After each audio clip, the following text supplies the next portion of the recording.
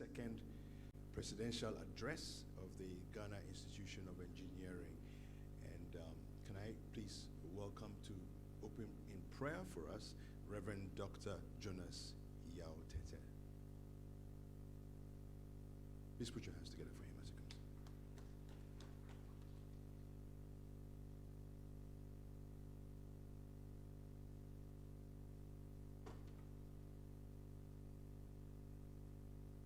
Shall we pray? Father Most High, King, we thank you in the name of Jesus Christ. We lift your name on high. We thank you for this program. We know that your presence is here with us. And whatever we're going to do here will end up to the glory of your holy name. We pray that your grace will be abundant upon us right from the beginning of the program to the end of it all. And at the end of it, all of us together will give you the praise. We thank you for your presence here. In Jesus' name, amen. All right, thank you very much. But before you get seated, we would like to sing the national anthem. All right, so shall we be on our feet again for the national anthem as well as the anthem for the Ghana Institution of Engineering. So in that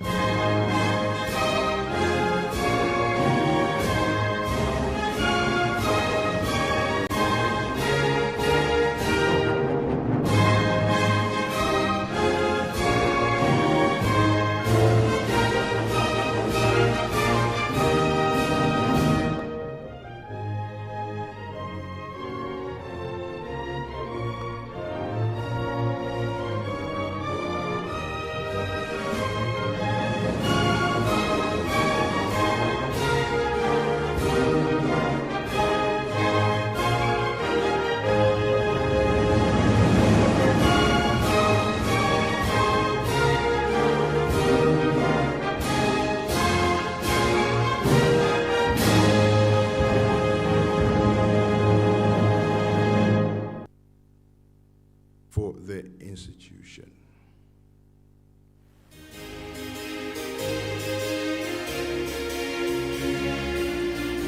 The words are in the back inside of your brochure.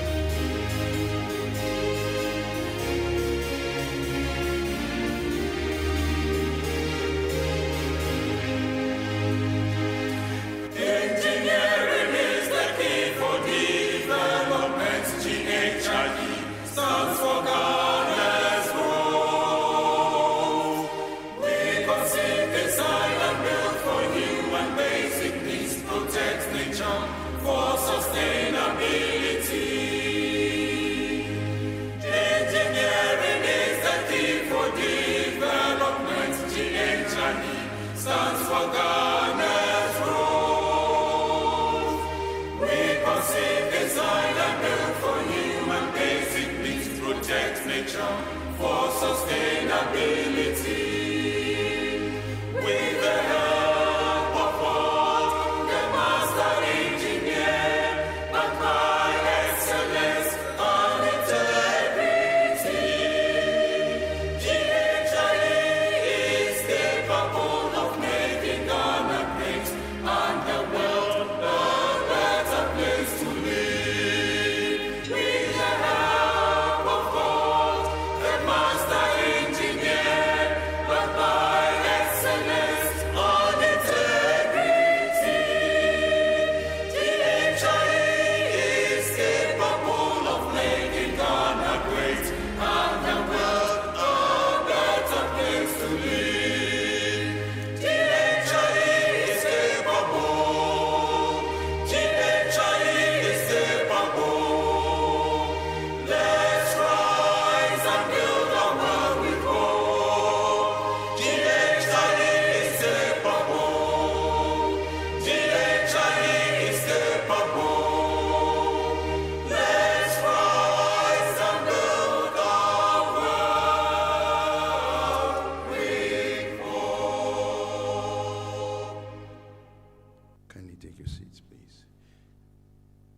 call up the rep for the Ghana Shippers Authority to give us a safety protocol briefing.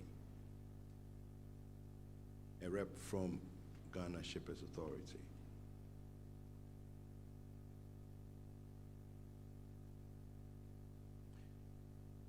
Okay.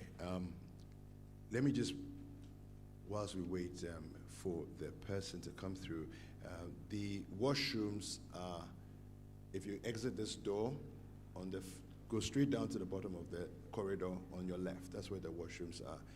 And I think everybody will be able to find it. Let me acknowledge some dignitaries who are here amidst us. And as we go along, I'll be doing so throughout the event.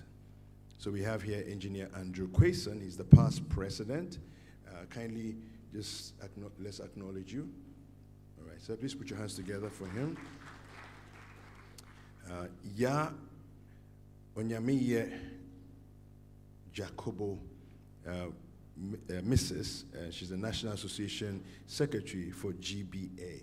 Are you here? Can we acknowledge you? All right. We have Engineer Dr. Robert GhIE, past president of the Ghana Institution of Engineering. Okay. We have Engineer Ludwig Hesse, president-elect for Ghana Institution of Engineering. And we also have Engineer Frederick Asari Yeboah, past president of Ghana. All right. Okay, so as we go along, I'll be introducing other dignitaries as and when necessary. So my name is David Kweku Sechi. I work with City TV, and the show that I host, I have two shows. Breakfast Daily in the morning, every weekday at 7:30, and then also I have a show called Question of Law. Some people have watched the show and they think I'm a lawyer, but point of correction, I interview lawyers. All right. So let me introduce to you Engineer David K. Nyante. He's the Executive Director for the Ghana Institution of Engineering to give us a welcome address. Please put your hands together for him. Thank you, David.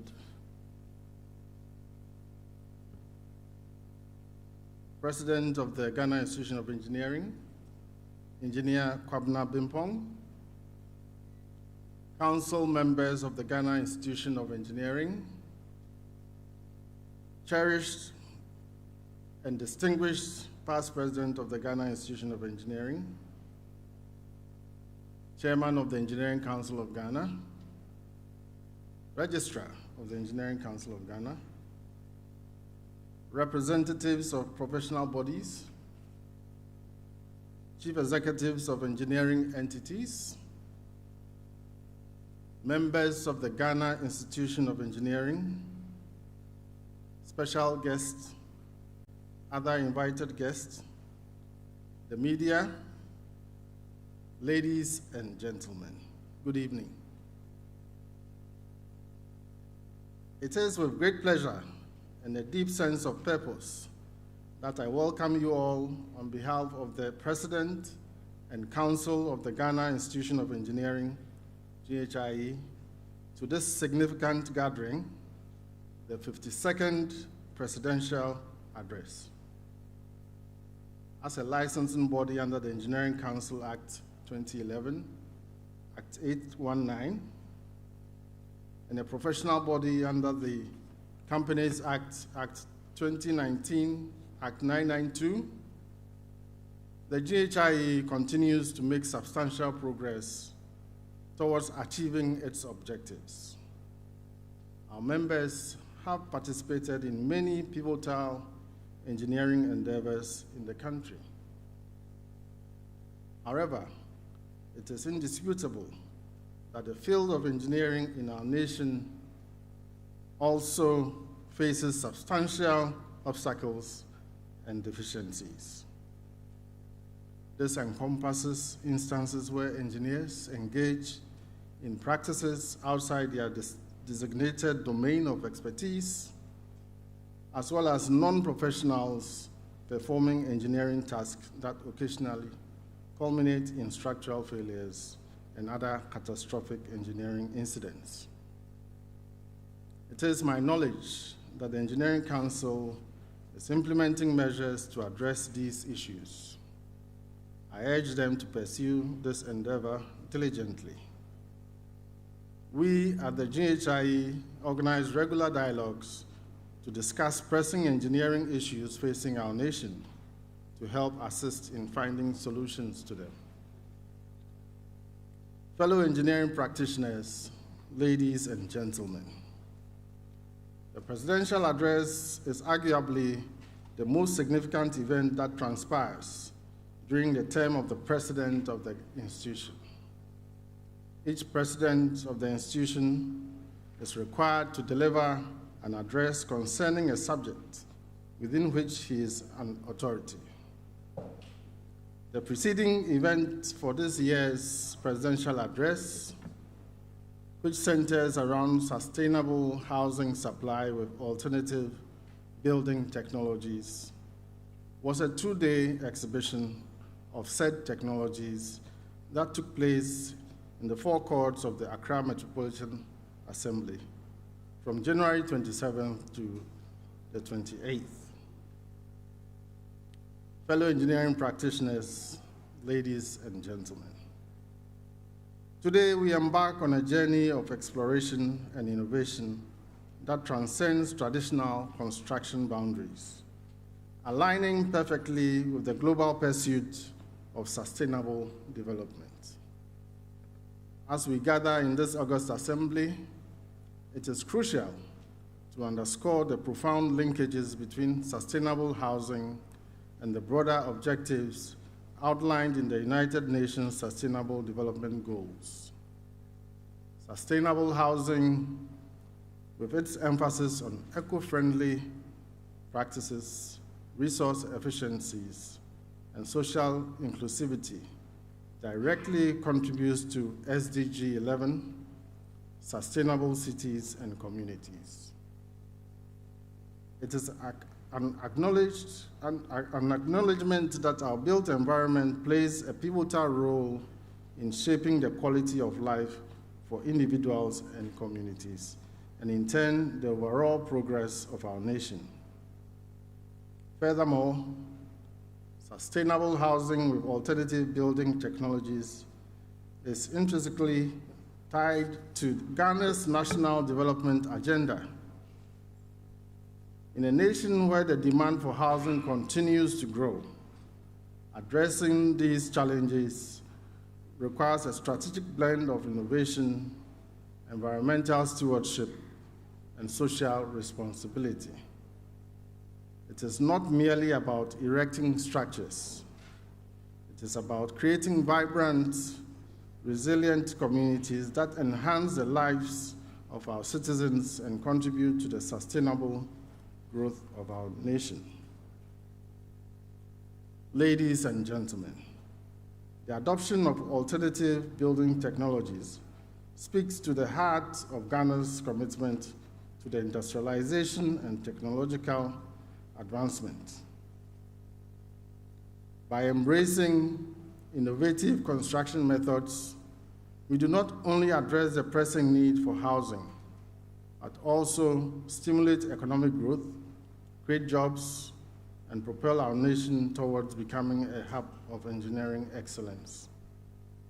Today, we have the privilege of listening to GhIE President, Engineer Kwabena Bimpong, who has dedicated himself to the pursuit of sustainable housing solutions.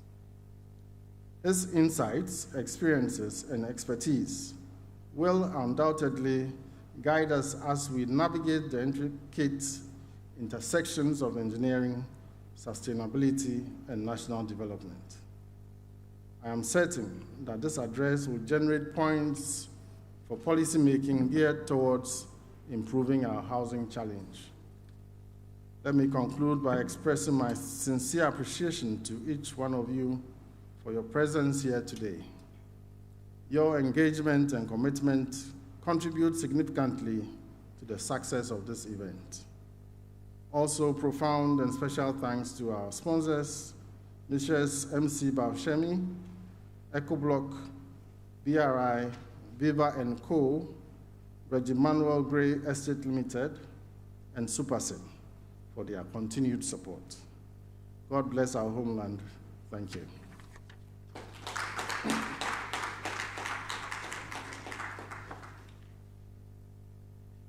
Can we do that a bit better than that?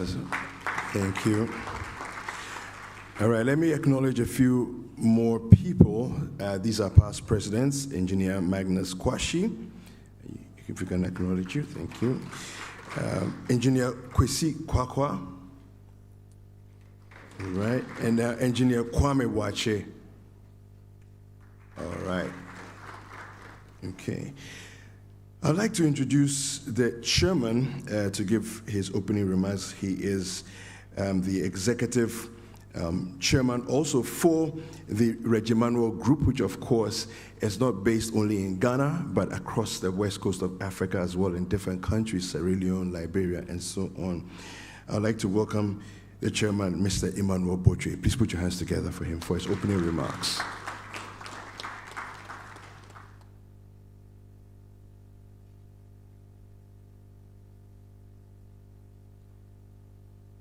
Thank you very much.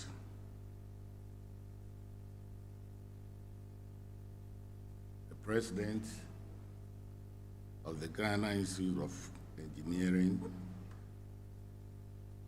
the past President of the Ghana Institution of Engineering, Council members, Executive Director, members of the institution, distinguished invited guests, our friends from the media, ladies and gentlemen.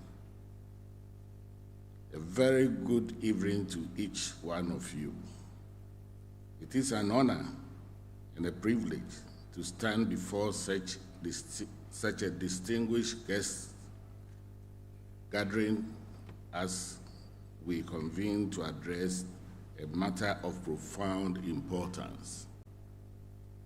I extend my gratitude to each of you for your commitment and dedication to the vital issue of sustainable housing supply.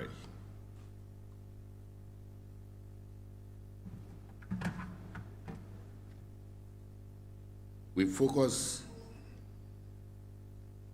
housing supply with a focus on alternative building technologies. As we dive into this critical subject area, it is evident that our collective efforts can pave the way for more sustainable and resilient future in the housing sector. Mr. President, distinguished ladies and gentlemen, allow me to extend a heartfelt welcome to all our esteemed guests. Your presence today reflects a shared commitment to addressing one of the most fundamental aspects of human existence. I am pleased to see the enthusiasm and expect that our president bring to the table. The topic of sustainable housing supply with alternative building technologies is not just timely, but imperative for addressing the challenges posed by climate change, resource depletion, and population growth. Today, as we gather to dive into a topic of paramount importance, we cast our collective focus on shelter. The cornerstone of societal foundation in the intricate tapestry of human needs. Housing stands alongside sustenance, a fundamental requirement that resonates with each individuals' quest for safety, well-being, and comfort. I extend my deepest appreciation for your presence here today and trust you will pay an undivided attention to today's address. Let us move forward together, steering towards a future where sustainable, adequate housing is not just a vision, but a reality for all. I am grateful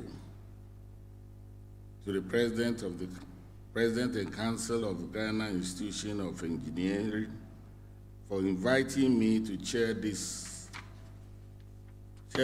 function. I accept to be the chairman and look forward to an exciting evening. Thank you very much.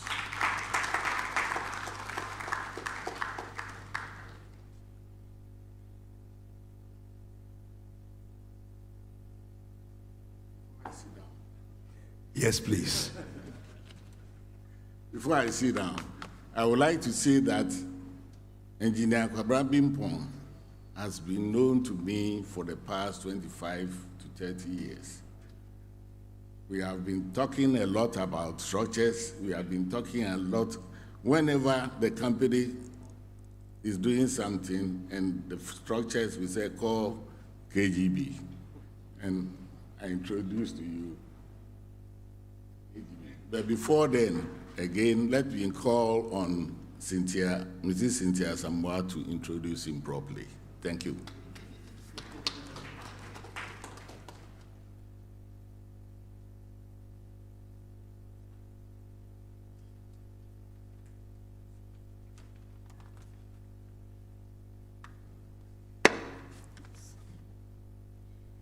Distinguished ladies and gentlemen, good evening.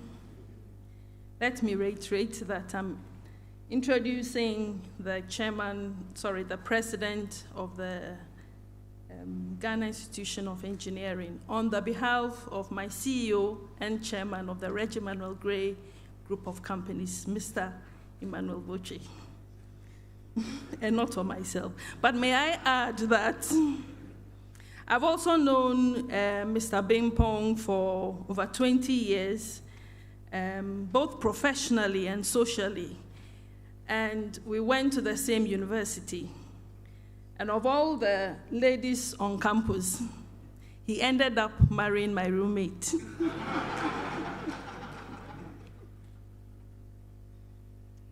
And so here we go with the profile.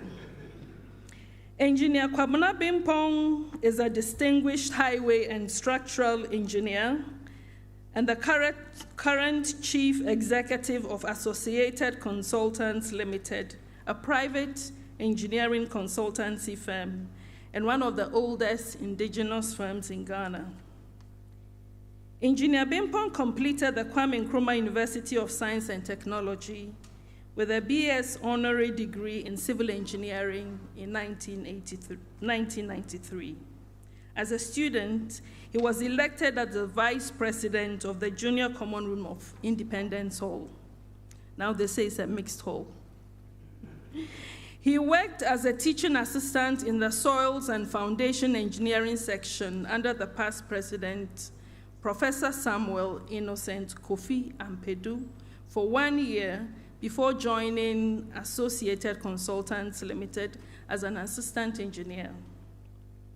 Bimpong was awarded a Netherlands Fellowship Program scholarship to further his studies in the Road Engineering for Development at the Delft University of Technology in the Netherlands. And he completed with a Master of Science degree with honors in roads and pavement engineering in 1998.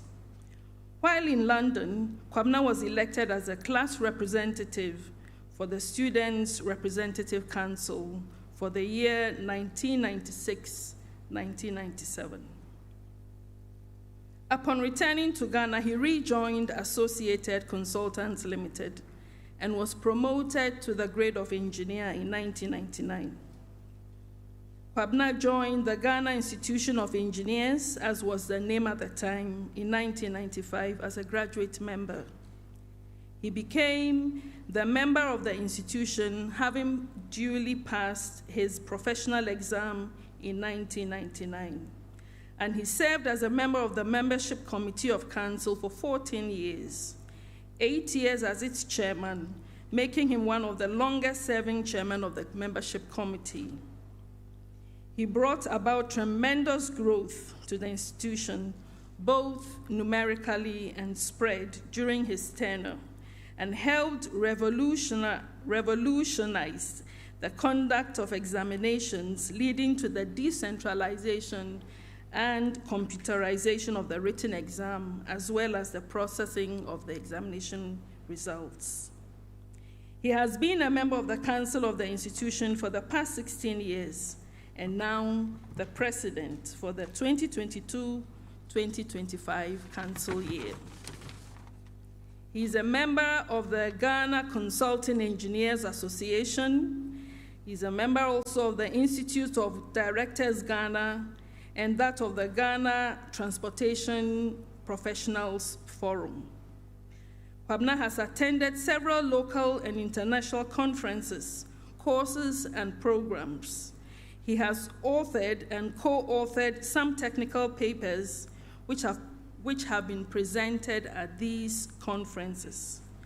He has at various times also served as a panel member for technical discussions, both at conferences and media engagements. He is a speaker for the 13th College of Basic and Applied Sciences, University of Ghana, Legon, Public Lecture Series in September 2022. And he was also the speaker for the 11th Global KNUST Biannual Alumni Congress as part of the KNUST at 70 Alumni Celebrations held in Accra on the 1st of December 2021. Kwabena is an outstanding professional engineer, no doubt about that. And he has mentored many engineering professionals who are currently contributing their quota both locally and internationally. He's currently the chief resident engineer for the design and construction supervision of the Ashiaman roundabout Akosombo Junction, the rehabilitation of the Ofankor to Nsawam dual carriageway projects, and the project director of the Swami interchange and the local roads projects. Engineer Bimpong also has undertaken several design and supervision assignments in highway and structural engineering over the past 30 years.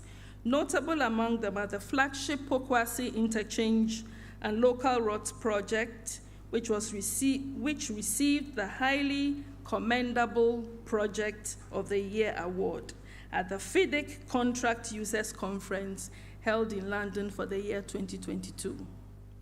Furthermore, he has served in various capacities from assistant engineer to resident engineer on other road projects, including the Ejura to Jatozongo, Kwame Nkrumah Circle to Achimota Dual Carriage Road, including the Alajo Interchange, Eastern Bypass and Lake Roads, including the Asokwa Interchange in Kumasi, Ebuakwa Bibiani, Ape Menim Junction to Takwa, the BRT infrastructure on the Amasaman to Accra CBD corridor, transport terminals at Achimota, Odona, Neoplant Station, Ofankor, and Amasaman.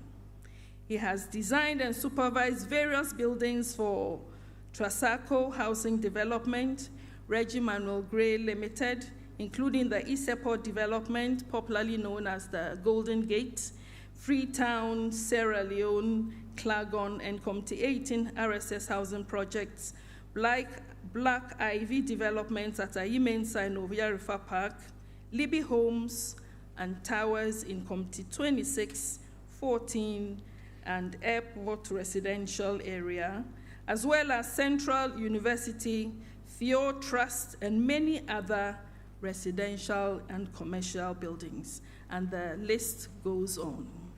Ladies and gentlemen, it is my extreme pleasure and honor to present to you and introduce the President of the Ghana Institution of Engineers, Engineer Kwabena Bimpong. Thank you.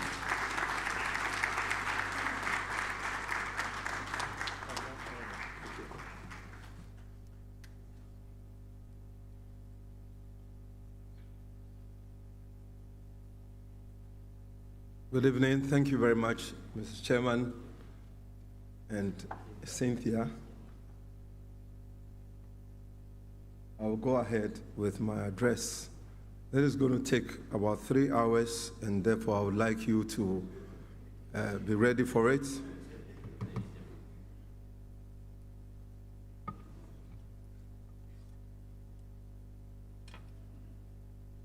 Okay. Well, whilst I wait for my computer to come up, as engineers, we are always ready. We have the first, second, and third options. So whilst we wait for these ones, I'll go with my printed text.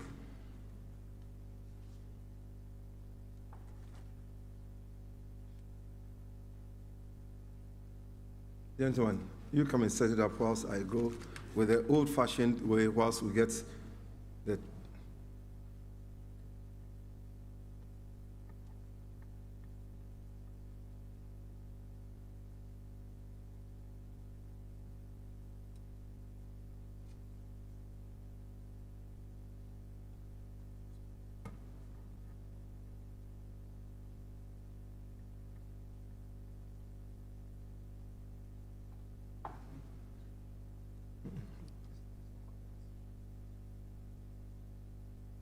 Mr. Chairman, Emmanuel Boche, founder and CEO of Regimano GhIE Group of Companies,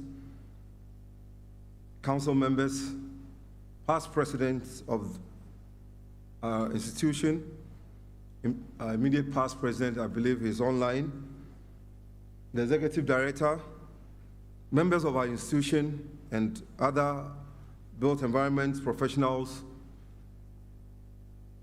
Akon family, my family members here present, ladies and gentlemen.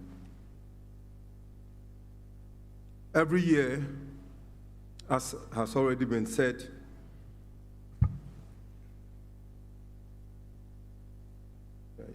okay.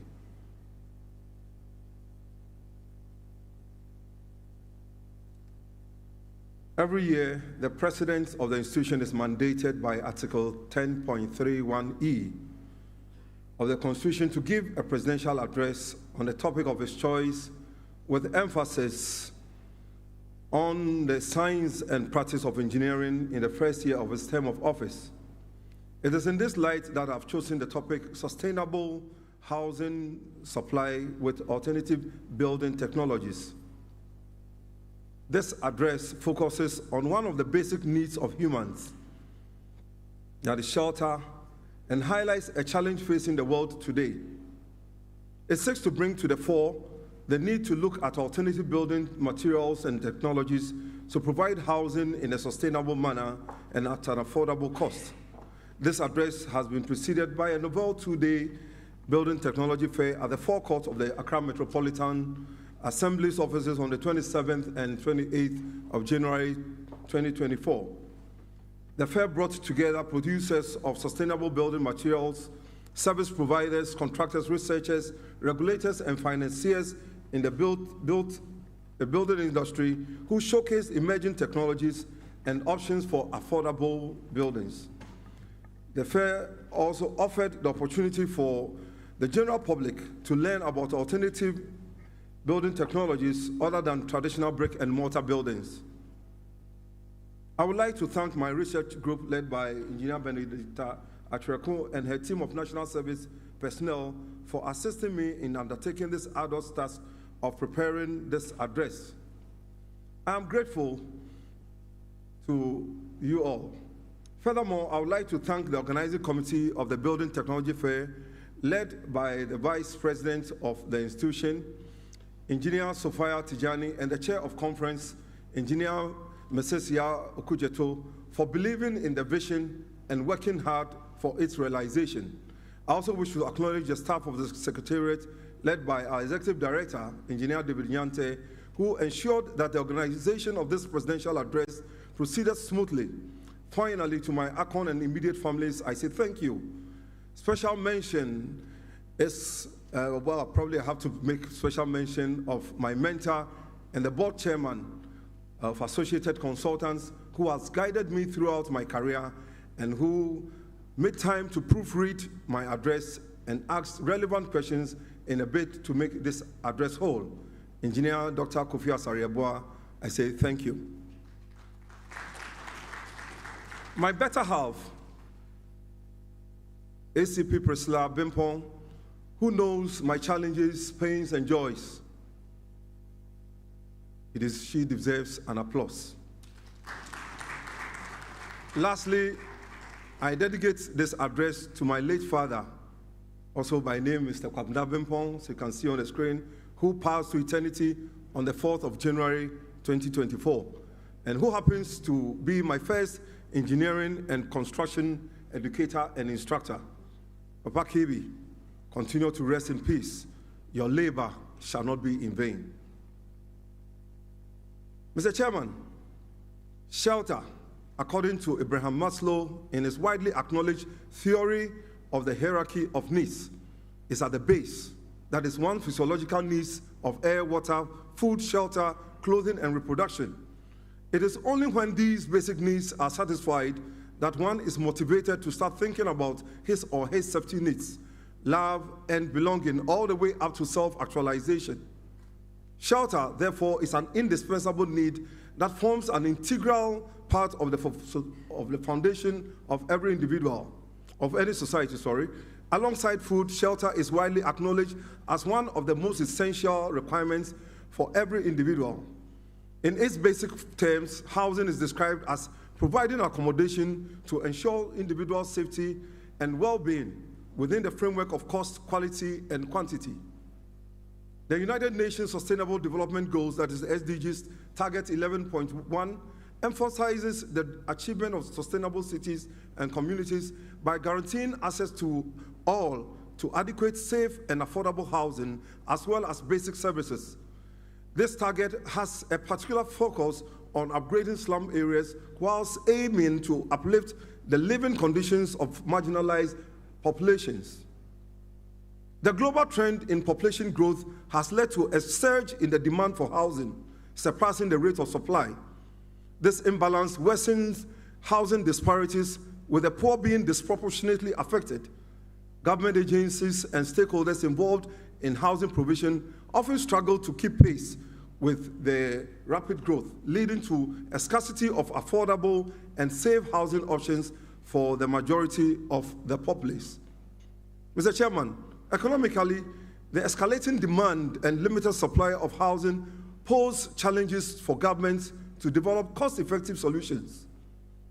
As construction costs rise and urbanization accelerates, the housing market tends to cater primarily to the affluent, excluding individuals in the low to medium income category from accessing suitable housing. This phenomenon leads to an increasing number of individuals resorting to illegal land occupation, which ultimately contributes to the creation of slum settlements, particularly in urban areas, with the attendant growing proliferation of kiosks and metal containers.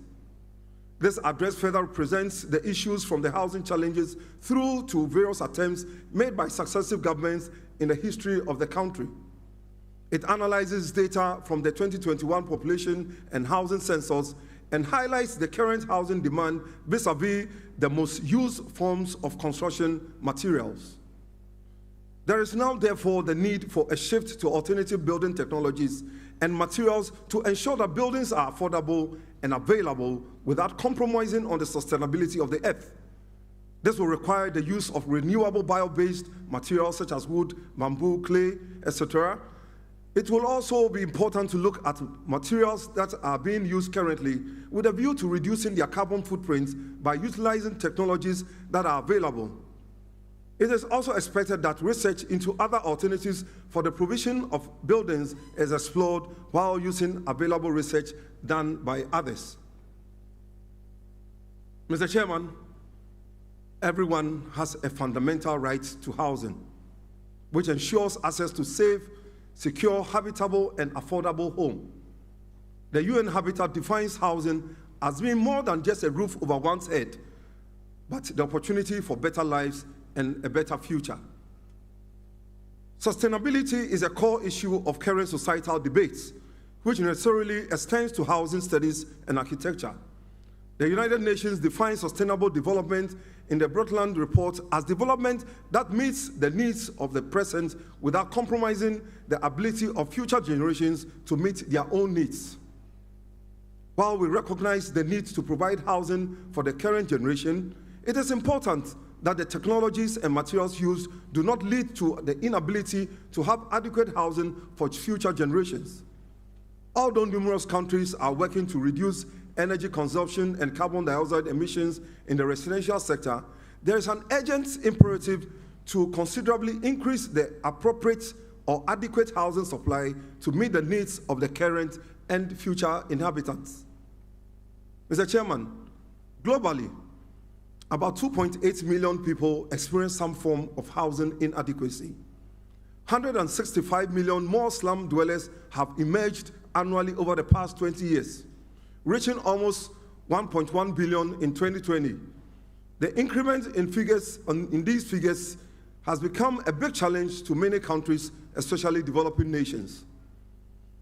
The UN Habitat estimates that 3 billion people, which is about 40% of the world's population, will need access to adequate housing by the year 2030. This translates into a demand for 96,000 new affordable and accessible housing units every day. Additionally, an estimated 100 million people worldwide are homeless, and 1 in 4 people live in harmful conditions that are detrimental to their health, safety, and prosperity. In Ghana, about 30.4% of the urban population was reported as of 2018 to live in slums, with the highest value of 65.5% recorded in 1990. In urban areas, there is a shortage of housing, and these shortages are caused by a lack of adequate financing and, more importantly, expensive building materials, among other factors. It is also a challenge to gain access to urban lands to build, with its attendant litigation. Rental units are also unaffordable. Mr. Chairman, improving adequate housing conditions is a core component of the SDGs, since access to housing is a precondition for access to employment, education, health, and social services. It is estimated that about 80% of Ghana's building materials are imported, which are subject to global economic trends such as commodity pricing, high labor costs, geopolitical wars and general instability, currency fluctuations, supply chain challenges, unavailability of efficient skilled labor, and many more.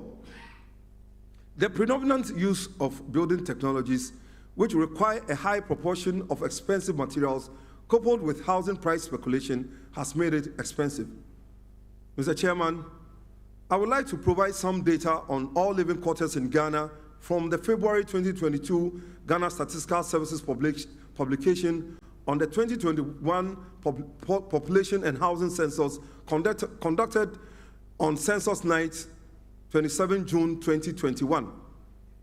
The survey identified different types of structures, their level of completion, usage, whether they are occupied or not, and whether they are movable or not. From the survey, 10.66 structures at various levels of completion were enumerated. Out of this figure, 80.2% were fully completed, with an additional 10% completely roofed but not completed, and 2.1% had some form of roofing.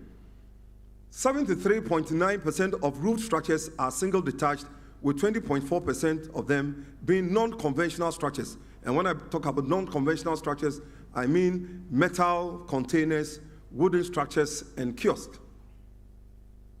It was established from the data that about 15% of all residential structures were not fully completed but have some form of roofing. It is interesting from the survey that about 65.8% of not fully completed structures had some form of roofing, or which had some form of roofing, were used for residential purposes, with the proportion being higher in the urban centers than in the rural settings.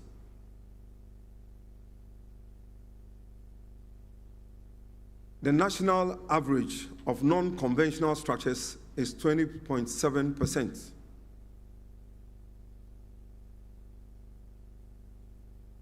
I guess you are having some difficulties.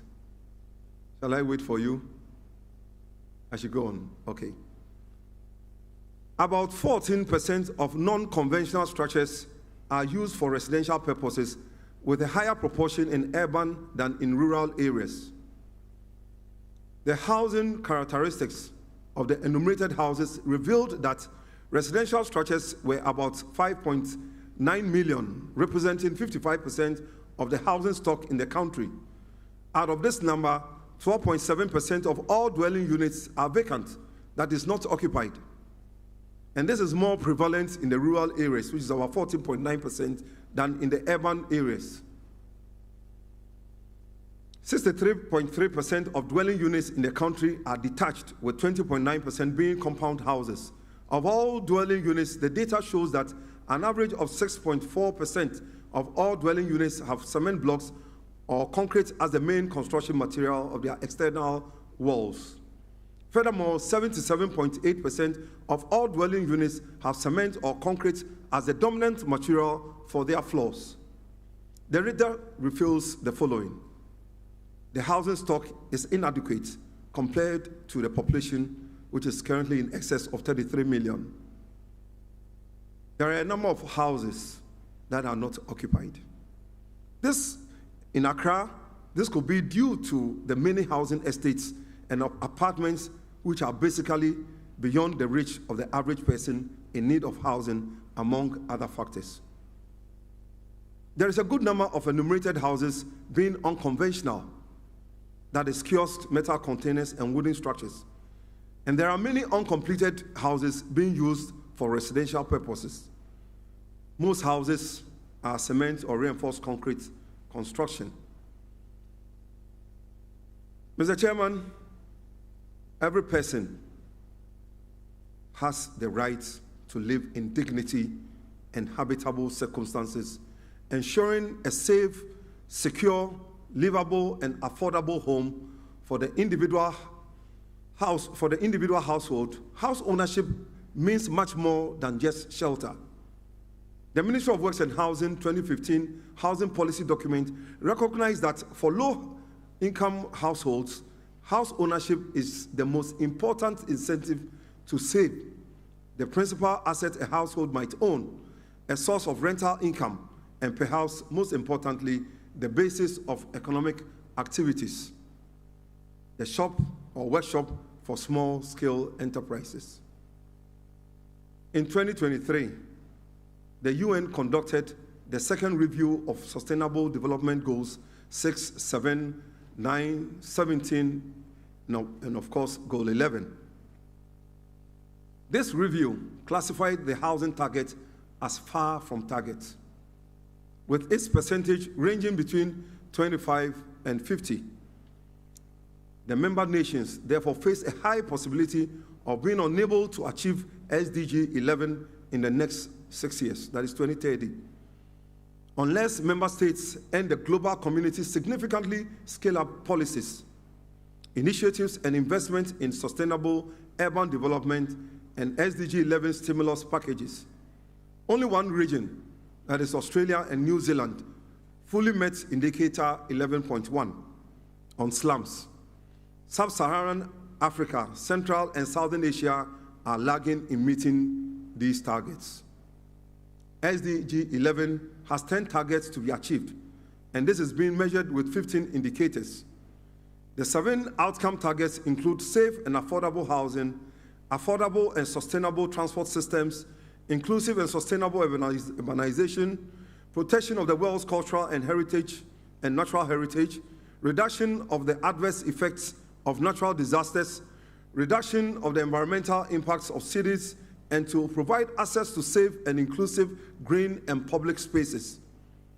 The three means of implementation targets include strong national and regional development planning, implementing policies for inclusion, resource efficiency, and disaster risk reduction in supporting the least developed countries in sustainable and resilient building.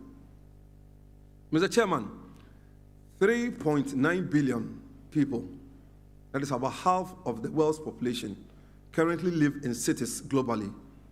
It is projected that 5 billion people will live in cities by the year 2030. Cities across the world occupy just 3% of the Earth's land, yet account for 60 to 80% of energy consumption and 75% of carbon emissions. There are serious challenges to the viability and safety of cities to meet increased future demands. It is therefore important that while we try to meet the housing demand for the increasing population, we must do so sustainably. And I'm moving on to the housing deficit and challenges in Ghana.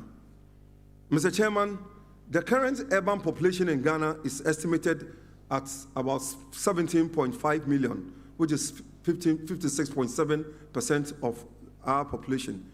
And this has increased from 12.5%, which is 50.9% in 2010.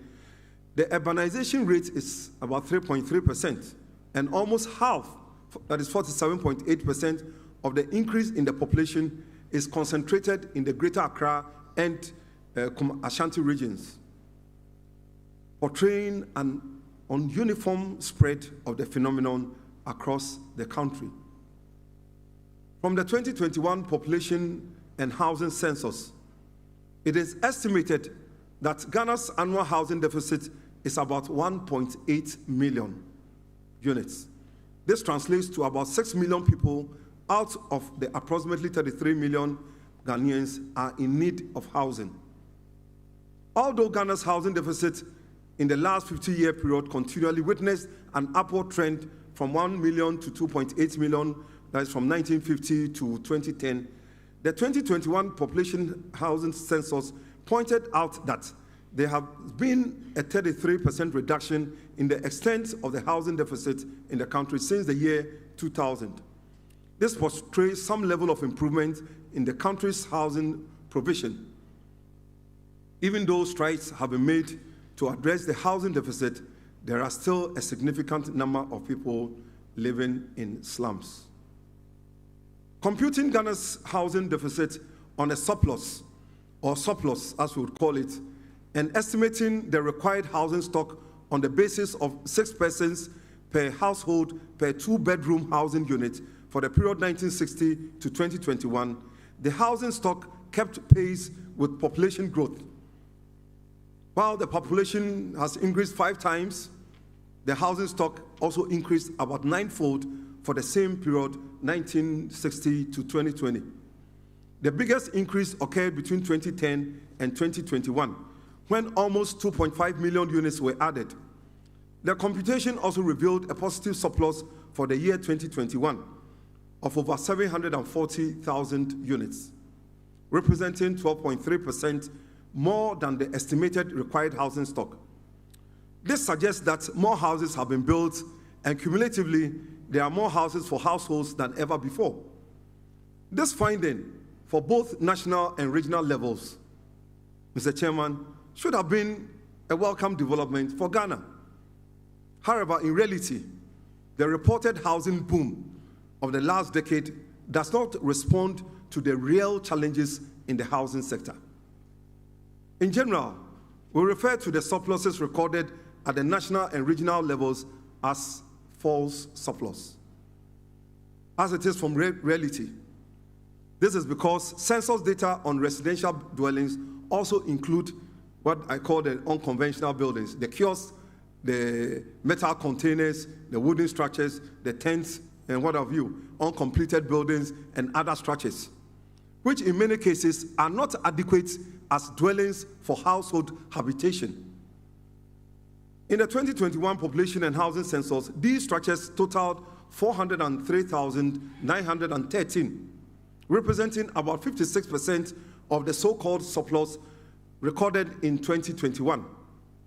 Mr. Chairman, it has been reported that only 5% of the Ghanaian population can acquire homes without assistance, while 60% require support in the form of subsidies and policies on competitively priced mortgages facilitated by the state to access housing.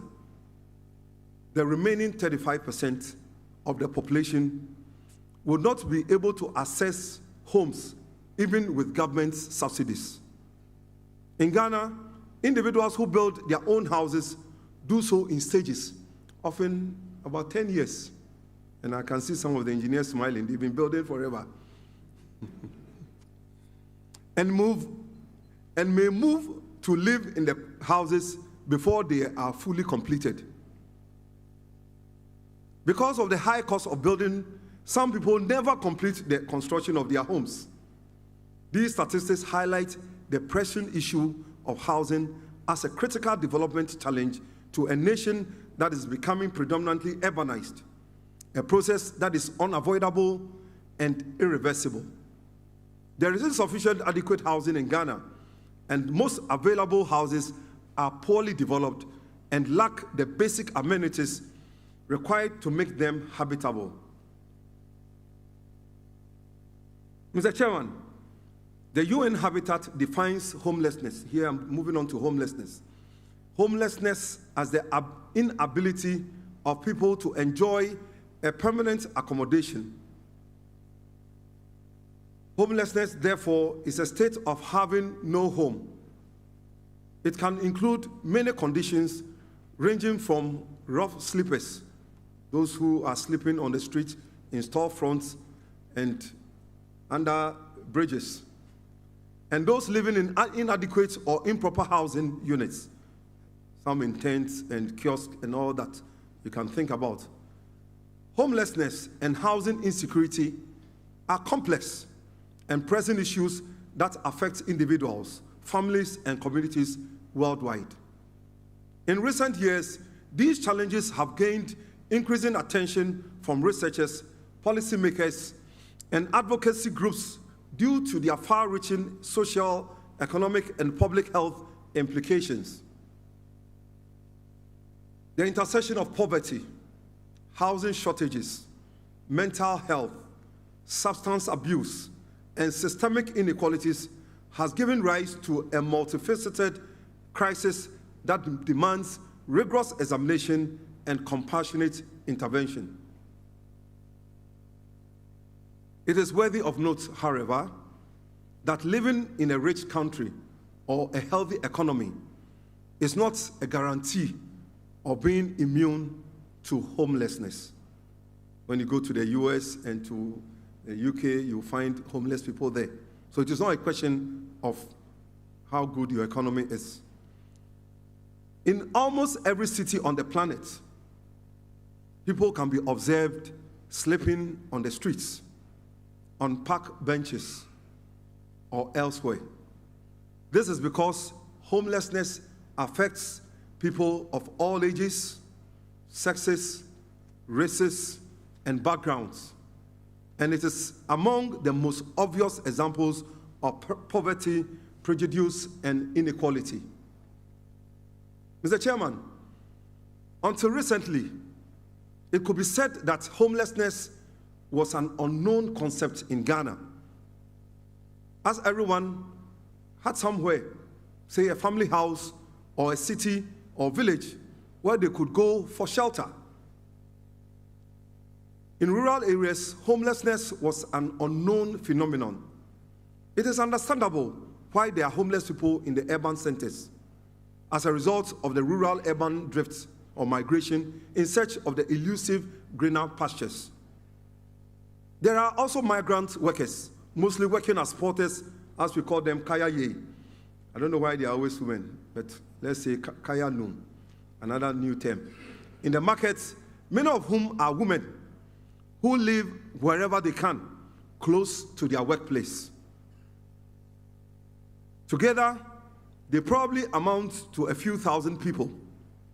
The family house system in urban Ghana is a social safety net or social safety net that prevents homelessness from being much of a problem. In his research redefining homeless in Ghana, Benedict Osei Asibe argues that the homeless are not included in the census counts.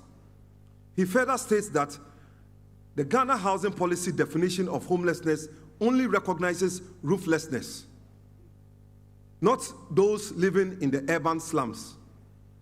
The best estimate from the Ministry of Gender, Children and Social Protection is that the number of homeless is around 100,000.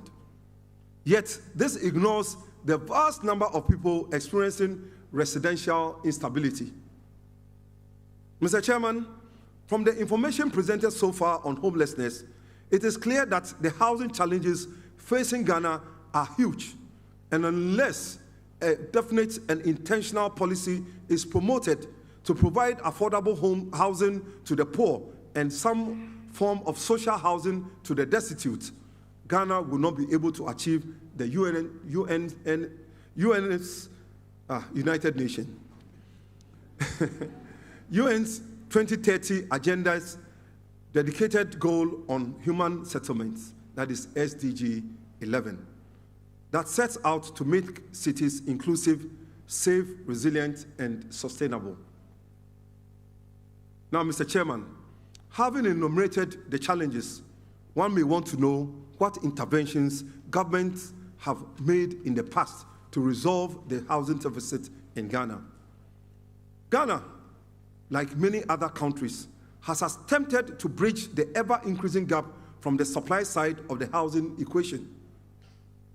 These attempts predate the colonial era, when housing was constructed using natural materials like mud, thatch, and wood to withstand the hot and humid climate of the region.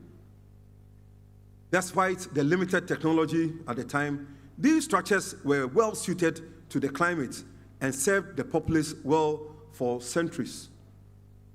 There was no deliberate policy on housing in the then British colony due to the government's non-interference policy stance, especially in the native and old established areas.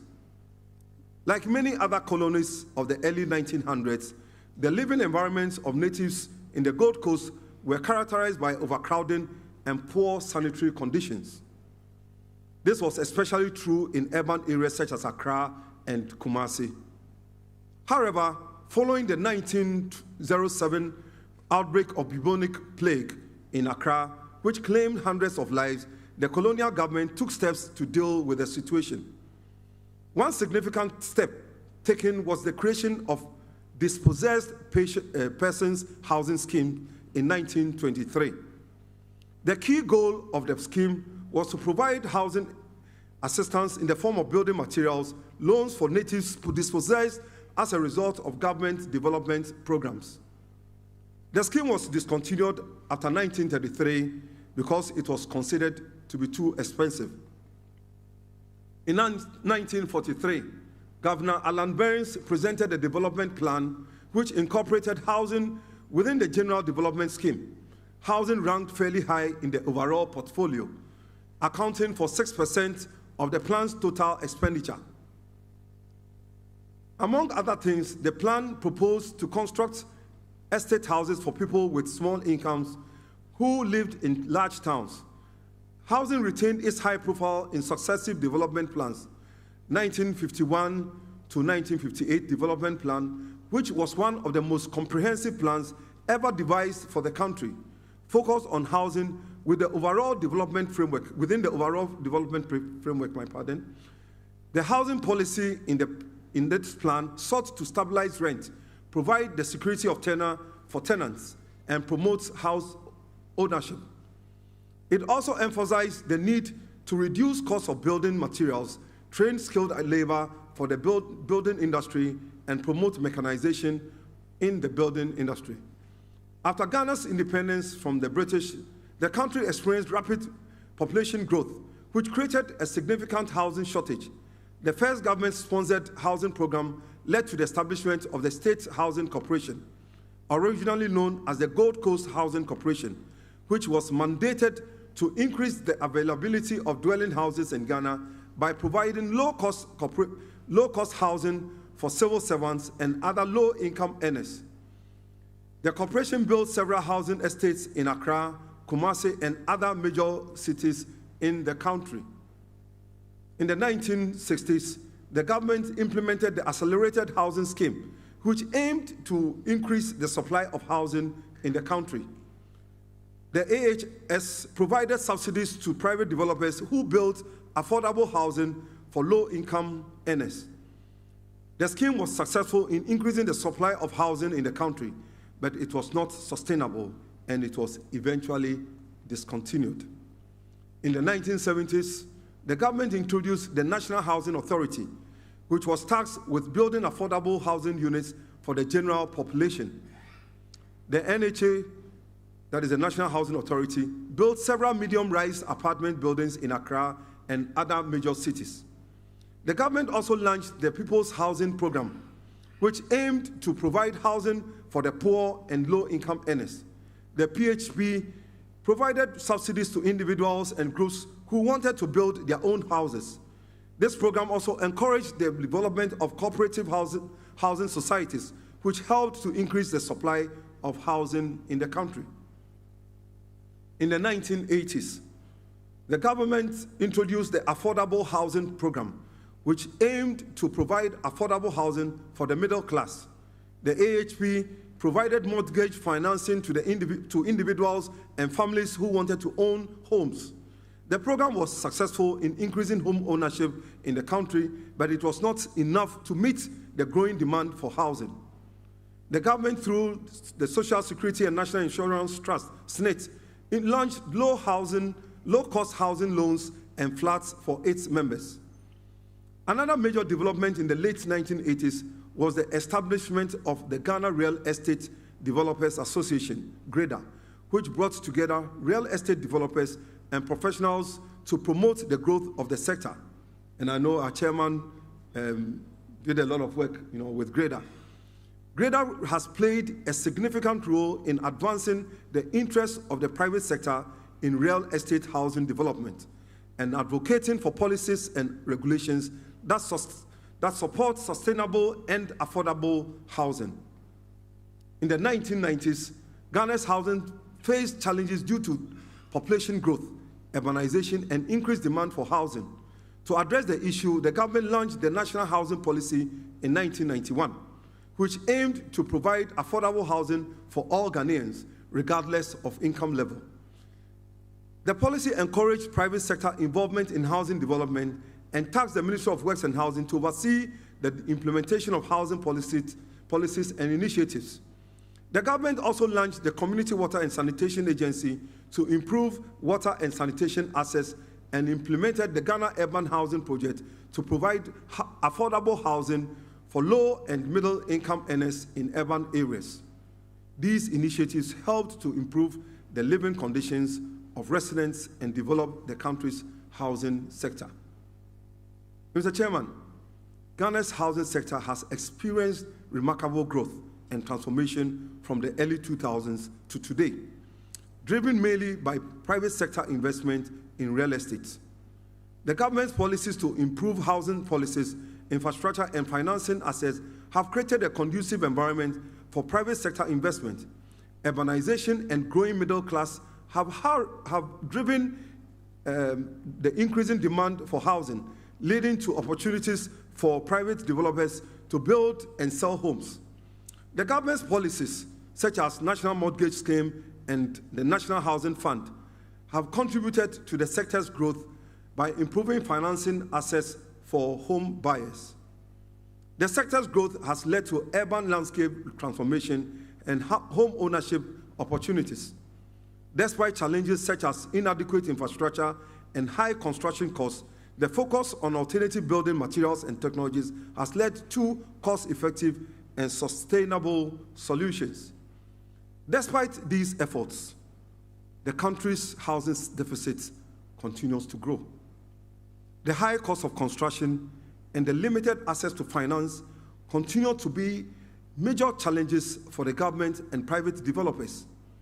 Other issues such as land with attendant litigation, especially in the urban areas, tend to make housing development a difficult and oftentimes a dangerous undertaking.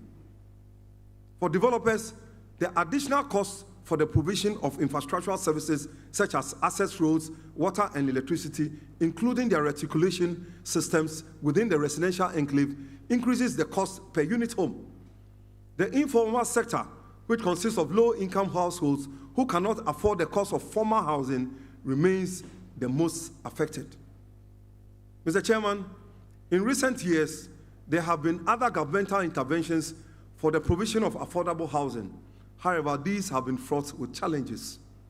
For example, former President Kufuor's 2006 Affordable Housing Program had the objective of providing accommodation for low to middle income workers for the country, creating jobs and improving incomes through the building of affordable housing units in Bolteman, Pong, Asokore Mampong, Koforidia, Tamale, and Wa, had largely been abandoned. It's only recently that some of them have been completed. For more than 15 years, they were abandoned, despite promises of successive governments to complete them.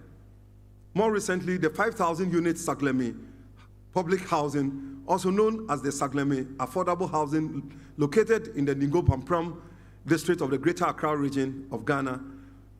The project started by President John Mahama in 2012, has also stalled, having spent over $200 million US. Unfortunately, a chunk of these projects has not been occupied for varied reasons, including serious controversies, chief of which is political, and in other instances, alleged malfeasance and lack of vision by the political elite. Many have become abodes for squatters. Mr. Chairman, it is however refreshing to learn from the Minister for Works and Housing, emphasizing the government's commitment to continuing all housing projects. This, though a welcome development, highlights the inefficiencies of government undertaking such projects, especially in the current era of divisive politics in the country. President Nana Addo Dankwa Akufo-Addo, on 1st August 2023, launched the National Affordable Housing Program and broke ground for work to begin on 8,000 affordable housing units at Pokwase, a suburb of Accra, under the program dubbed My Home, My Peace. The government is subsidizing housing units with land infrastructure such as roads, drainage, electricity, and water to absorb a critical component of the construction cost, while the private sector complements the efforts by raising capital to finance the construction of apartments on a cost recovery basis. Mr. Chairman, the history of housing delivery in Ghana is de facto a tale of failed economic policies. Now I want to turn my attention to affordable housing. Mr. Chairman, access to adequate and affordable housing is a current and growing problem in all countries in Africa. The UN Habitat Report has stated that housing problems have largely to do with affordability because housing is expensive and incomes are too low. Furthermore, faced with few other options, vast numbers of households live in inadequate housing in slums and informal settlements because they cannot access better quality housing at affordable prices. There is no universal definition of what constitutes affordable housing due to the different socioeconomic context in which housing is produced and demanded across different countries, regions, cities, and social groups. The UN Habitat defines affordable housing as a function of household income and housing expenditure. Using this approach, housing is defined as unaffordable if more than 30% of the monthly or annual incomes of a household are spent on housing. This is further elaborated in the 2015 Ghana's National Housing Policy that the ability of a household to spend up to 30% of its gross annual income on the rent or purchase price of housing, where the rent or purchase price includes applicable taxes, insurance, and utilities. When this is exceeded, then it is considered unaffordable for the household. If contextualized within the overall housing equation, housing will be said to be unaffordable and unavailable, as published in the World Bank Kenyan Economic Update in 2017. Mr. Chairman, as mentioned earlier in this address, successive governments of Ghana have initiated various affordable housing schemes. However, an analysis of these projects makes the tag of affordable housing deceptive.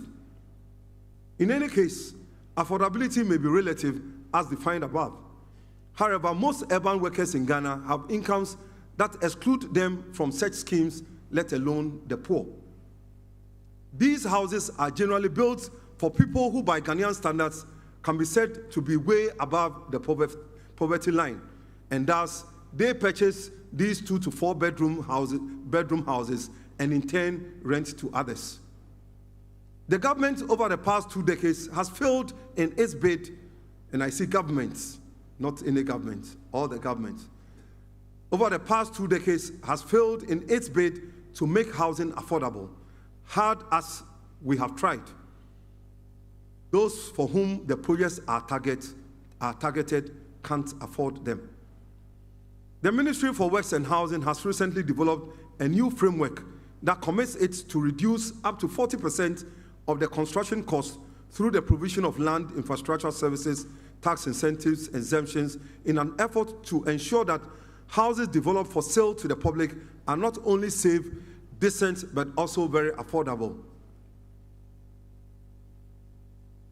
With the majority of Ghanaians requiring some form of support to access housing, the Minister of Works and Housing has intimated that it was the only way through which people can be cushioned against the high cost of acquiring decent accommodation and positively affecting the lives of the larger population.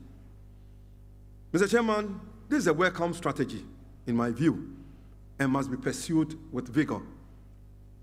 In Kenya, citizens can now own affordable homes through President William Ruto's housing initiative.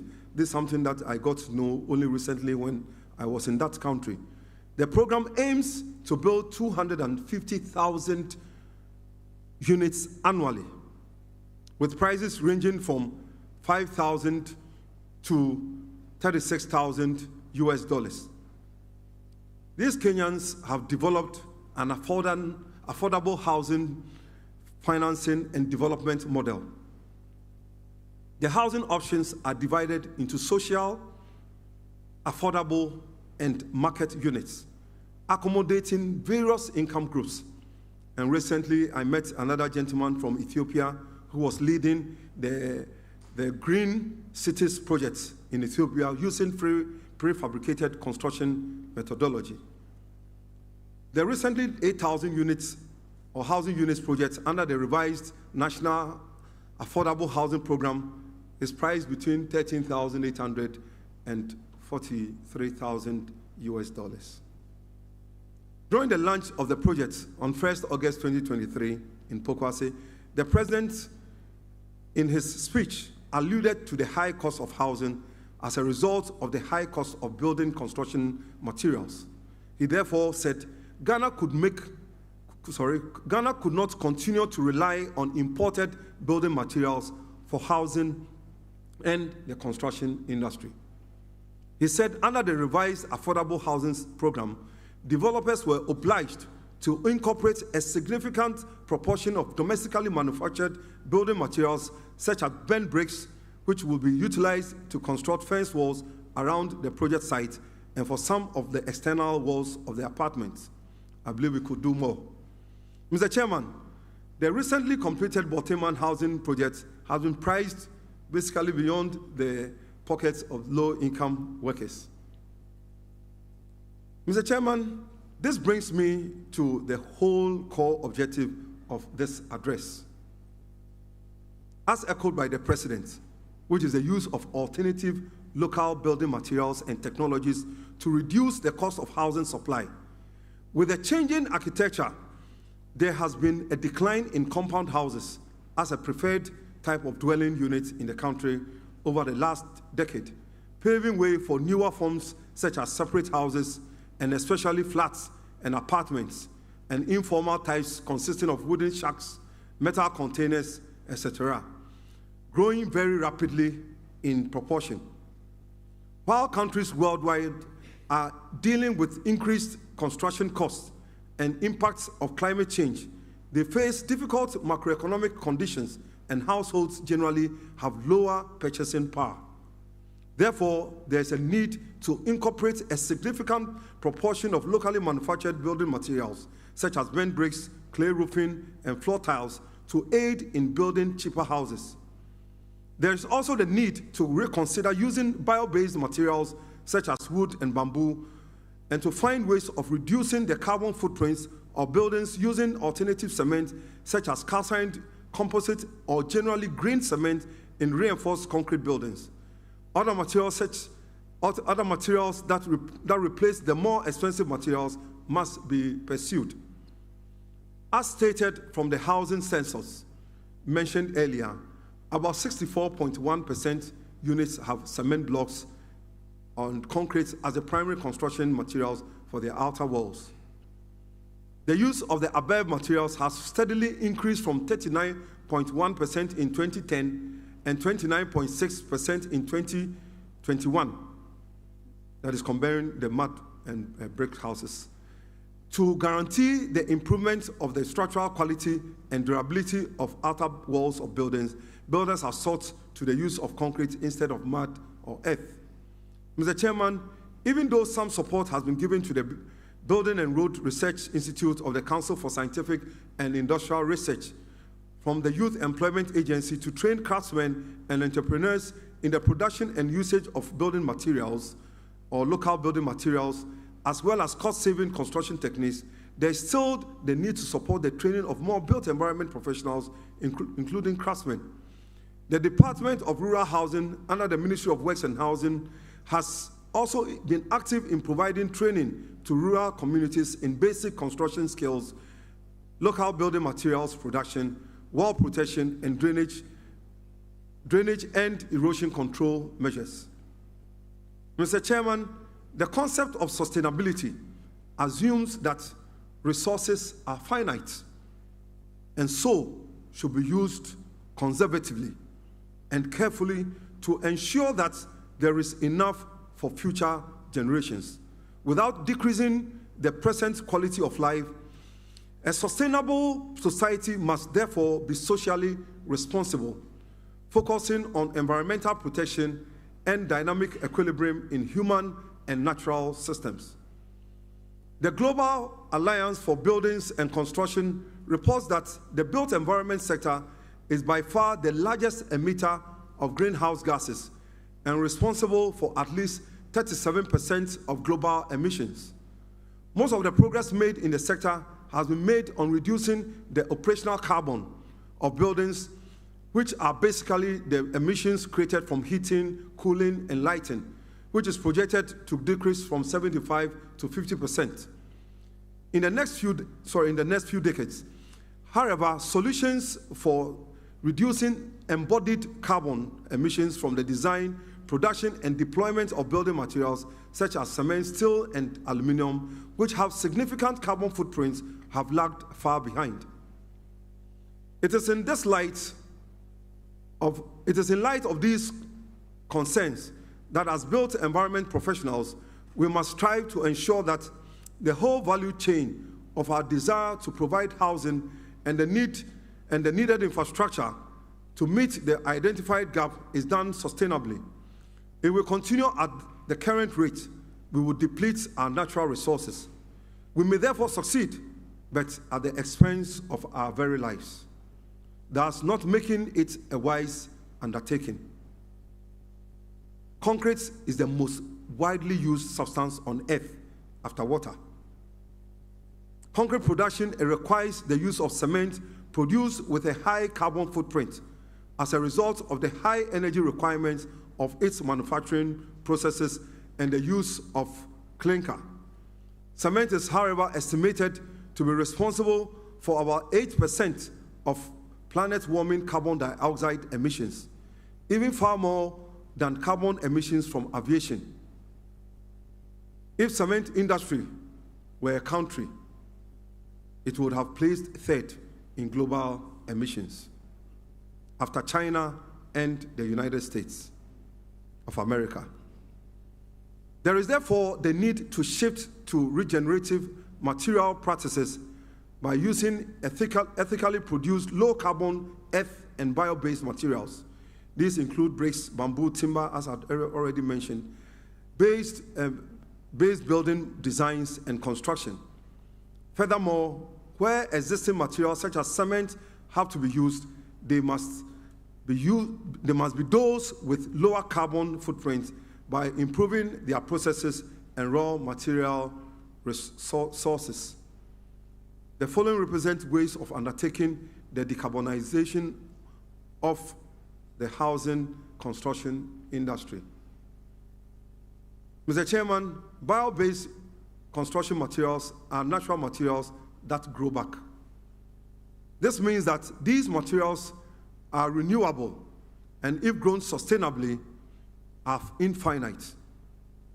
Bio-based construction materials are lighter than conventional materials. This makes them easier to handle and less heavy in transport. Easier handling also means less heavy machinery on site of the construction projects. Using these materials, therefore, cause less carbon and nitrogen emissions. Finally, large-scale use of bio-based materials can also positively contribute to combating climate warming and carbon emissions. Through photosynthesis, these materials store carbon. Contemporary materials do not inherently lack durability. It is, however, possible to achieve better performance by harnessing technological innovations to revolutionize the means and methods of design and construction. In pursuing this initiative, it is worth noting the need to procure such renewable materials sustainably and ethically. These include naturally occurring forest or land products such as timber, clay, and many others, including grass, leaves, reed, or that you can think about. Such a system of construction with natural and sustainable materials can make our built environment a massive carbon capture and storage system. Timber is one of the oldest building materials known to humans. With building materials such as concrete having such a large environmental impact through increased greenhouse gas emissions, it is time that we took a second look at sustainably using our timber resources in building houses. It is estimated that the built environment uses about 38% of the world's wood products. Advances in timber buildings material technologies are making it possible to shift towards large-scale structural timber products, provided that timber industries continue to innovate and are regulated for sustainable practices.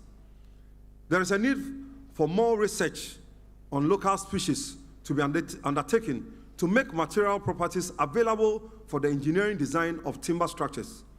At present, it is difficult to design in timber due to the lack of available timber classifications, treatment, and structural standards to guide structural engineers in designing in response to loading conditions.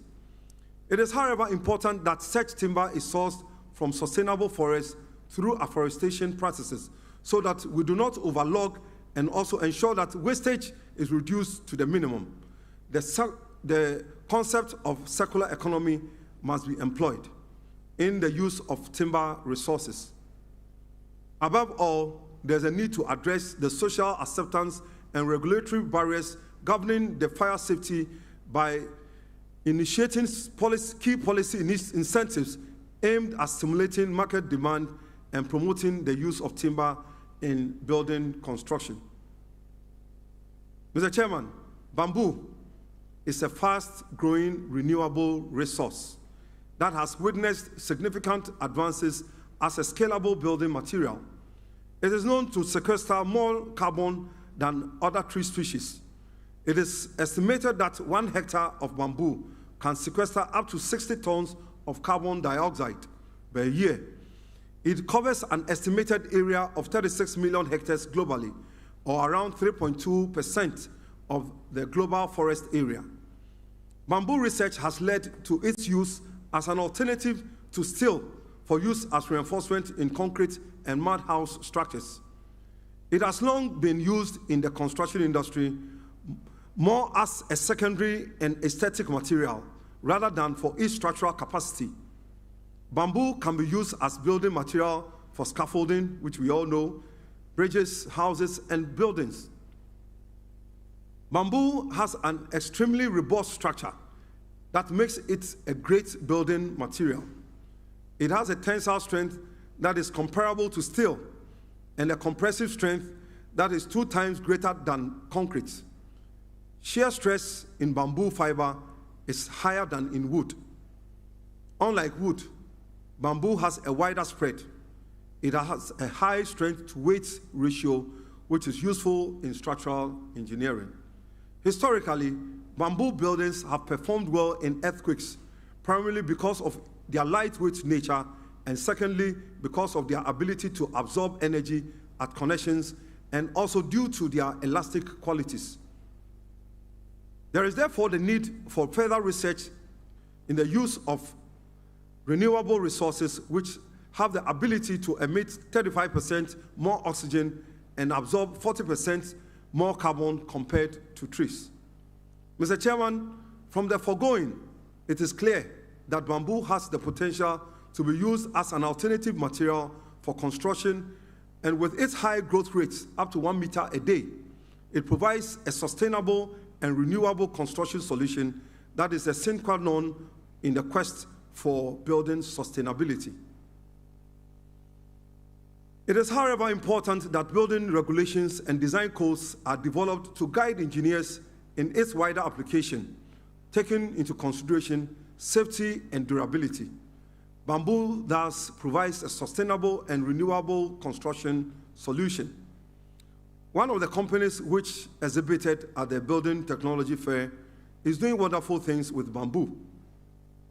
And we need to consider also the work by BRI and other such institutions by supporting them to scale up their work for wider use of bamboo in the building industry.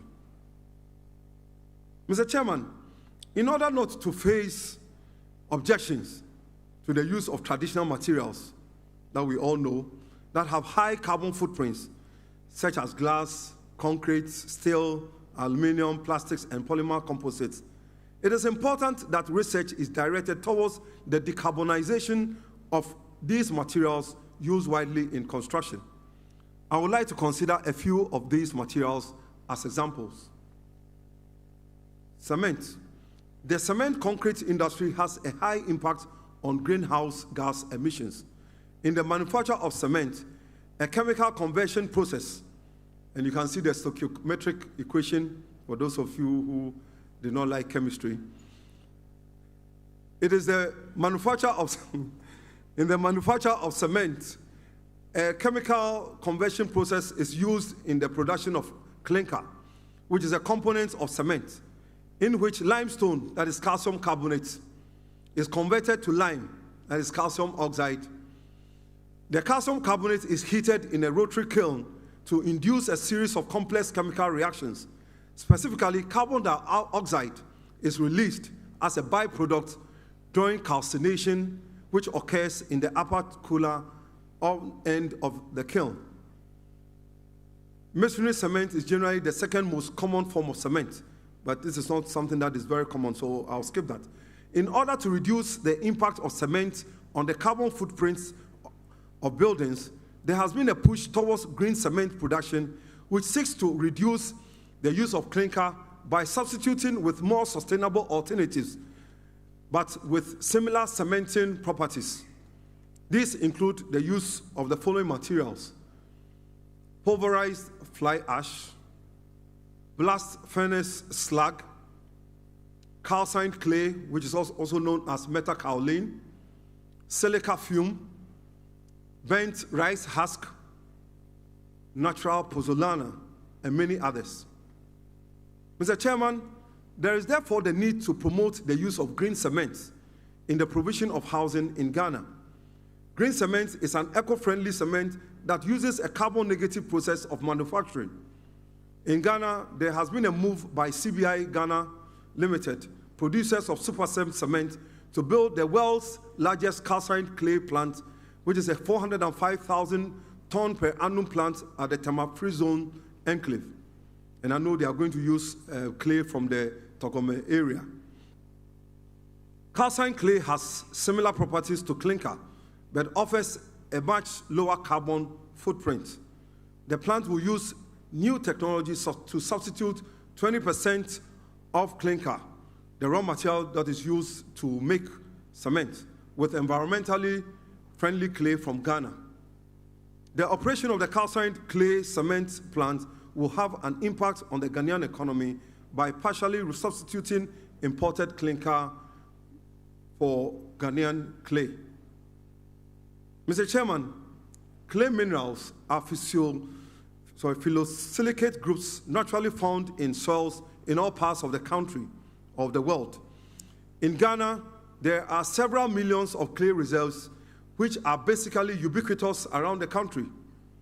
They are known to be among the most essential industrial minerals used because of their unique physiochemical properties and versatile applications within a wide range of fields, including ceramics, construction and environmental remediation, biomedical, as well as cosmetics. Clay minerals are also primary to the production of other materials such as composite for secondary applications. Clay has long been used for the production of structural building bricks and tiles. However, it has not gained widespread use due to the lack of investment and knowledge. Furthermore, the Building and Road Research Institute has investigated the use of pozzolans, that is aluminosilicate materials, which are readily available in most regions, in Awaso and Amfioga of the country, as binder for the production of cement. Pozzolans acquire cementitious properties when they react with calcium hydroxide in the presence of water. Pozzolans acquire cementitious properties when they react with, pozzolana clays have the homogeneous particle sizes which allow denser packing for water tightness and has therefore the potential to replace portions of ordinary Portland cement in concrete. The use of calcined clay in the production of cement has already been highlighted, and with the vast resources available, it is possible to reduce the carbon footprint of the construction sector and in particular buildings.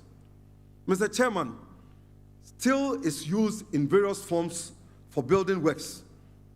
In reinforced concrete structures, it serves as the main reinforcement in combination with concrete.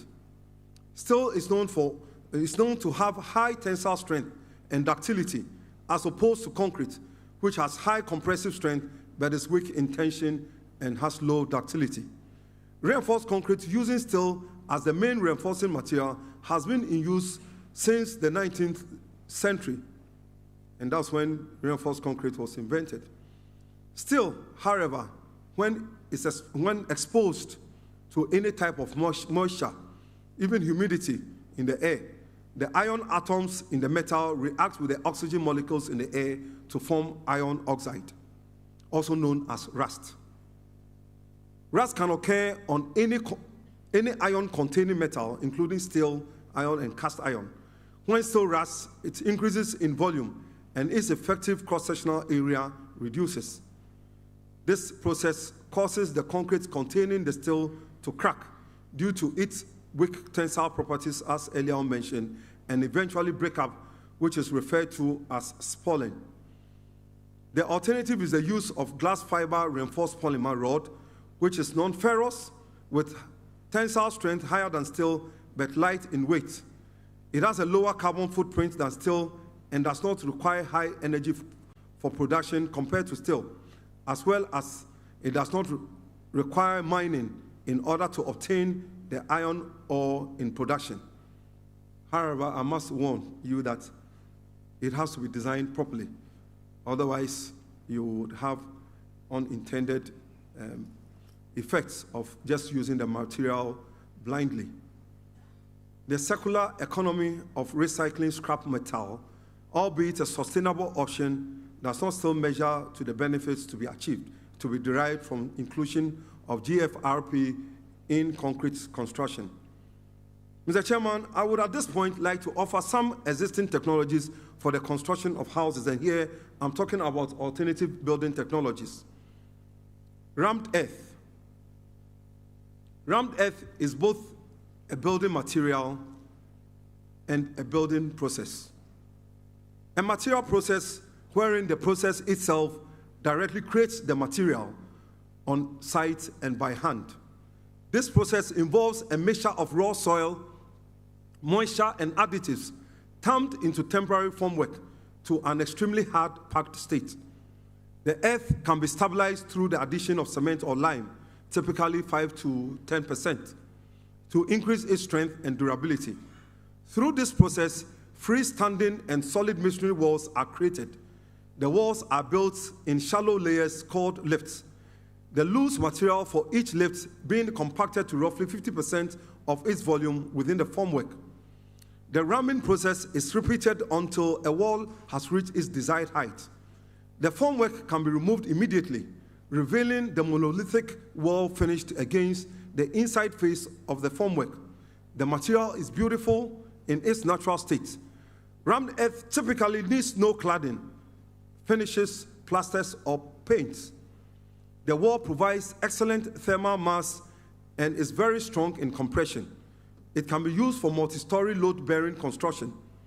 The material is a portrait of its process, where the labor of each lift is communicated by the face of the rammed earth wall. It thus provides a beautiful architectural finish within a mosaic of colors, representing the different colors of naturally occurring earth, such as clays, laterite, silt, and many more. For such complex structures, an engineered structural frame will be required to take vertical and horizontal loads. Rammed earth is generally very durable, but needs protection from driving rain and long-term exposure to moisture. The building represents a low energy and low environmental impact, which is a requirement for sustainability. Interlocking building systems offer a cost-effective and sustainable alternative to conventional brick and mortar masonry walls without changing the engineering principles of the conventional building system. This system uses interlocking blocks that have tongue and groove profiles on its four faces that provide a perfect interlocking fix among the adjacent bricks in all directions of the faces, enhancing the structural stability of the walls. The strength obtained from the interlocking bricks thus ensures that no mortar or grout is required for the stability and strength of the walls, as in the case of the traditional cement block construction. The walls made up of this technique hardly require cement plaster, and as a pre-pointed straight masonry and face brick finish renders an elegant and attractive look. EPS, there's a reinforced expanded polystyrene foam building system, and for those of you who were at the fair, we saw this exhibited. EPS is a lightweight, rigid, and closed-cell plastic foam material. It is produced from solid polystyrene beads or pellets. The pentane-loaded bead is then exposed to pressure steam, which causes the polystyrene to expand and molded into the desired shape and density needed. Manufacturing EPS does not involve the use of ozone-depleting chlorofluorocarbons or hydrofluorocarbons, like CFCs or CFCs. The final product is a moisture-resistant closed-cell structure consisting of 90% air, yet can possess a compressive strength of up to 276 kilopascal. It is available in varying densities, usually from 14.4 kilogram per cubic meters to 28.8, depending on the intended application. The EPS core panel is a three-dimensional panel made up of a three-dimensional welded wire space frame with a truss concept for stress transfer and rigidity, and a polystyrene insulation core. When the panels are fixed to form the walls or slab of a building, both sides receive shotcrete. The applied shotcrete gives the structure its bearing capacity. Mr. Chairman, glass fiber reinforced gypsum, that's the GFRG, which is also recognized as rapid walls, is made up of high-strength resistant glass fibers bonded with high-density gypsum cement. Glass fiber reinforced gypsum panel is a modern building component used for mass-scale construction of houses in a very short span of time. This is a technological advancement in the construction industry. They are basically white in color and have a glazy surface. They are energy-efficient green building materials with enormous potential for use as load-bearing and non-load-bearing wall panels. It is suitable for the construction of both external and internal walls, and can also be used as intermediary floor slab, roof slab, together with reinforced cement or cement concrete as a composite material. Now I guess the last one. I told you 3 hours. Light gauge steel frame structures are based on factory-made galvanized light gauge steel components designed as per code requirements. The basic building elements of light gauge steel framing are cold-formed sections that can be prefabricated at the site using various methods of connection. The assembly is done using special types of screws and bolts. Cold-formed sections are widely used in construction, including residential floors, industrial buildings, commercial buildings, and hotels, and are gaining greater acceptance in the residential sector. LGSF is a well-established technology for residential construction in North America, Australia, and Japan. LGSF is typically, and I must say also in Ghana, this has also been used here. LGSF is it's typically ideal for 1 to 3 story high buildings, especially for residential and commercial buildings. Due to its flexibility, fast construction, and durability, this technology has great potential for countries like Ghana. LGSF can be combined with a composite steel concrete deck resting on light steel framing stud walls. Apart from having the potential for mass housing, modular buildings can be used for long-term, temporary, and permanent structures such as schools and classrooms, military and civil housing needs, post-disaster relief structures, and industrial buildings. Mr. Chairman, shelter is an indispensable basic need that forms an integral part of the foundation of any society. With the current housing deficit in excess of 1.8 million units a year, there is a need for a concerted effort to ensure that the supply side of the housing equation is solved. As presented in this address, the government has no business building houses, but must provide the necessary policy and the right institutional framework for private sector and built environment professionals to invest in the sector. The government must provide easy access to affordable loan, lands, finance, building materials, provide basic infrastructure for the uptake of individuals to realize their dreams of owning a house. Furthermore, social housing must be pursued to ensure affordability for low-income workers. It is invariably a human right, and it is important that measures are taken to meet the housing challenge. It is, however, required that we do so sustainably, using alternative technologies which have the potential for scalability. In this address, I have highlighted a number of building materials and technologies that can be employed to close the gap. I would like to end this address by quoting from Suze Orman, an American financial advisor, motivational speaker, and author, that owning a home is a keystone of wealth.